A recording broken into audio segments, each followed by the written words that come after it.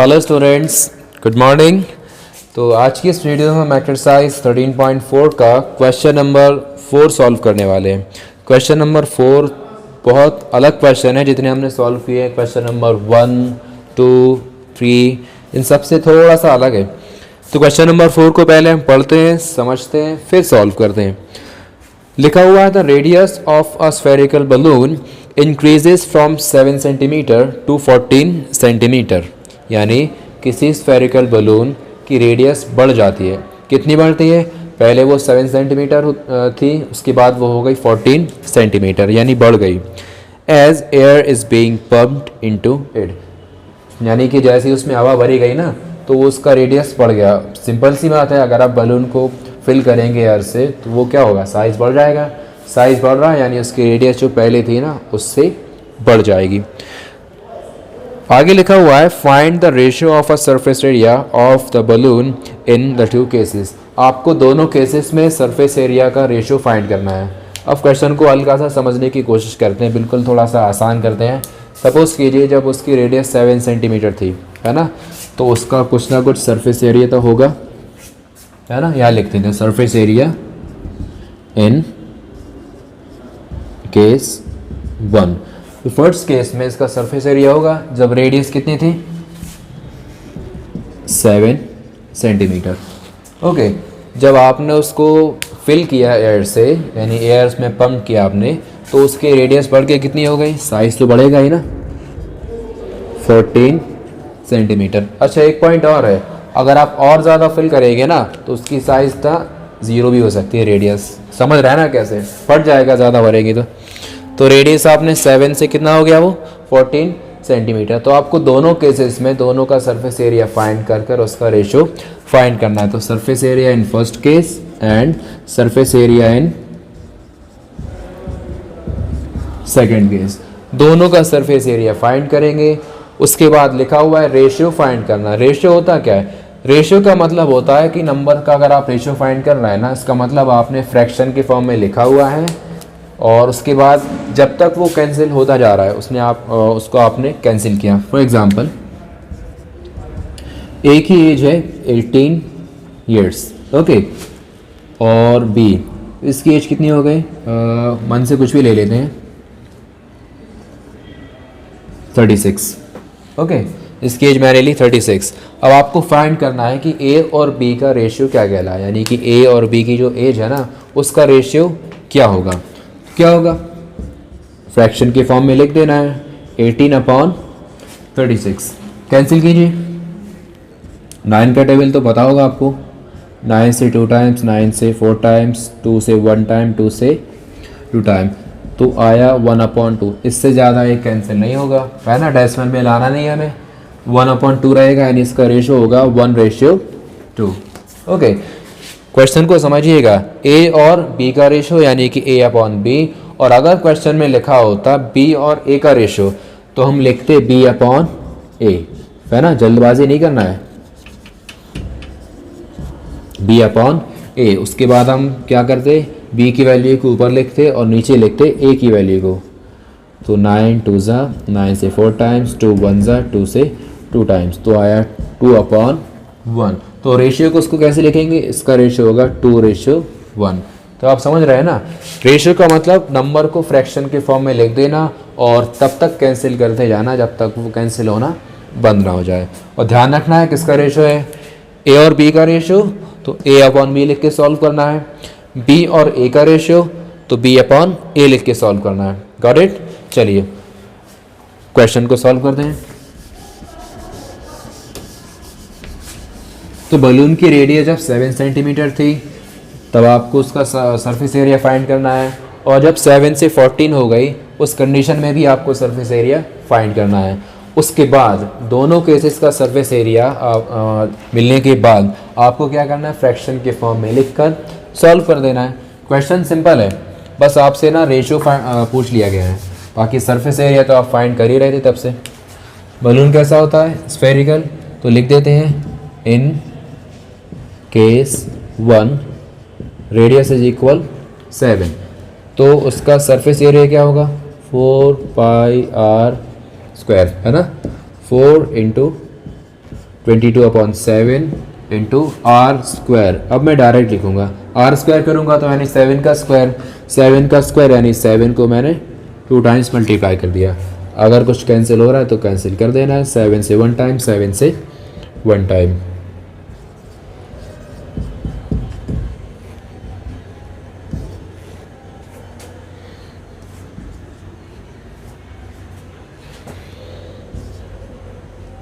Okay 616 unit क्या था इसकी, सेंटीमीटर, मीटर तो होगी नहीं, सेंटीमीटर स्क्वायर। तो पहले केस में हमने सरफेस एरिया फाइंड किया। अब सेकंड केस में हम इसका सरफेस एरिया फाइंड करते हैं, जब रेडियस ना इंक्रीज होके कितनी हो गई, 14 सेंटीमीटर। इन केस 2 रेडियस कितना है, 14 सेंटीमीटर।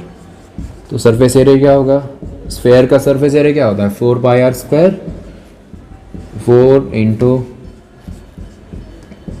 22/7 इंटू रेडियस का स्क्वायर यानी 14 का स्क्वायर, 14 का स्क्वायर यानी 14 इंटू 14। ओके चलिए 14, 2 इंटू 14,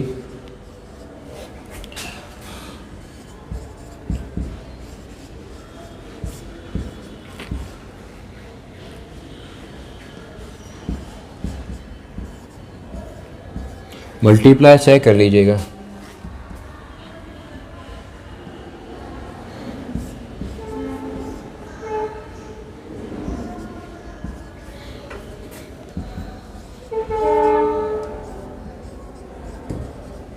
चलिए दोनों केस में हमने इसका सरफेस एरिया फाइंड कर लिया है। अब हमें इसका रेशियो फाइंड करना है। रेशियो फाइंड करने के लिए हमें क्या करना होगा, यहाँ देखिए रेशियो फाइंड करना है तो surface area in case 1 upon surface area in case 2।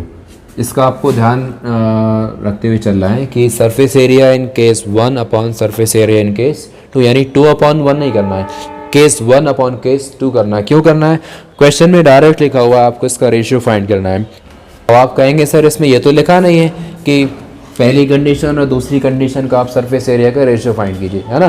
तो आपको खुद देखना है, क्वेश्चन में लिखा हुआ है पहले केस में उसकी रेडियस कितनी थी, 7 सेंटीमीटर, और दूसरे केस में उसकी रेडियस हुई 14 सेंटीमीटर, है ना, एयर फिल करने के बाद। फिर लिखा हुआ है find the ratio of surface area of the balloon in 2 cases. दोनों केसेस में आपको उसका सरफेस एरिया का रेशियो फाइंड करना है। ओके तो पहली कंडीशन को आपको पहले लेना है, दूसरी कंडीशन को आपको बाद में लेना है। ओके चलिए इसको सॉल्व कर देने। पहली कंडीशन में इसका सरफेस एरिया था 616 अपॉन 2464। चलिए अब इसको कैंसिल करते हैं। 2 से तो कैंसिल होगा क्योंकि 1s के प्लेसेस पर यहाँ पास 6 और 4 है और दोनों इवन नंबर हैं। लेकिन हम यहाँ देखिए 4 से ट्राई करते हैं। 4 से चेक करने का तरीका क्या है, किसी भी नंबर के आखिरी 2 नंबर अगर 4 से कैंसिल हो रहे हैं तो वो पूरा नंबर ना 4 से कैंसिल हो जाएगा। 4 1 जा 4, 4 5 जा 20 and 4 4 जा 16, 4 6 are 24, 4 1s are 4 and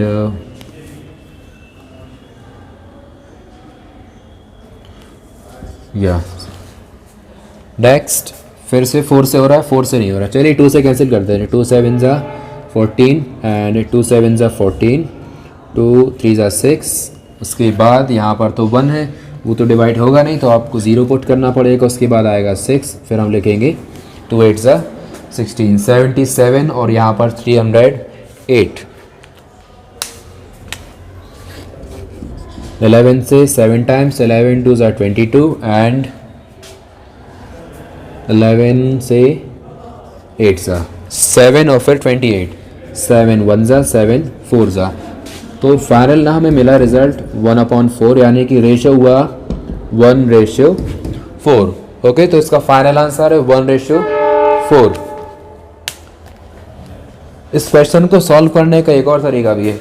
इसको समझने के बाद ना आप यहाँ ध्यान दीजिएगा, यहाँ समझा देता हूँ मैं। क्वेश्चन में फाइनली आपसे पूछा क्या है? आपसे पूछा है सरफेस एरिया का रेशियो। सरफेस एरिया तो पूछा नहीं है ना? तो हम क्या करेंगे ना, ये वाला जो पार्ट है, ये और ये नंबर को तो आपको कैंसिल करना ही है ना? तो हम डायरेक्ट ये वाला पार्ट और ये वाला पार्ट दोनों को फ्रैक्शन के फॉर्म में लिख देंगे। फर्स्ट केस में ये वाला पार्ट क्या था? 4 × 22/7। तो यहाँ पर आप लिखिए पाई, वैल्यू पुट मत कीजिए। 4 × पाई, उसके बाद 7 × 7, सेम कंडीशन 4 × पाई, और रेडियस क्या था? 14 × 14। चलिए, अगर आप जो कुछ कैंसिल होता है तो कैंसिल कर देंगे। 4 से 4 कैंसिल, पाई से पाई कैंसिल। आप करते हैं क्या, इतना सॉल्व करने के बाद आया 616। ये वाला सॉल्व करने के बाद आपके पास मिला था 2464। और फिर आगे चल के किया क्या आपने 616/2464 को फ्रैक्शन में लिखा, है ना? तो आप पूरा कैंसिल क्यों कर रहे हैं? बिना कैंसिल किए ऐसा कीजिए, और आगे चल के फ्रैक्शन में लिखना ही है। तो पूरा सॉल्व ना करके हम यहाँ पर सॉल्व करेंगे। 7 से 1 टाइम, 7 से 2 टाइम, 7 से 1 टाइम, 7 से 2 टाइम्स। ये देखिए, बिना परेशान किए हुए आंसर मिल गया, 2 2 ज़ा 4। तो ये भी आप कर सकते हैं। अगर आपको ये समझ में आ गया है अच्छी बात है, और ये समझ में आ गया है साथ में तो और अच्छी बात है, ठीक है। बाकी इस क्वेश्चन को इसके प्लेस पर आप ऐसा भी करें ना तो वो सही माना जाएगा। Okay, so this was question number, कौन सा था क्वेश्चन? या क्वेश्चन नंबर 4, सॉरी।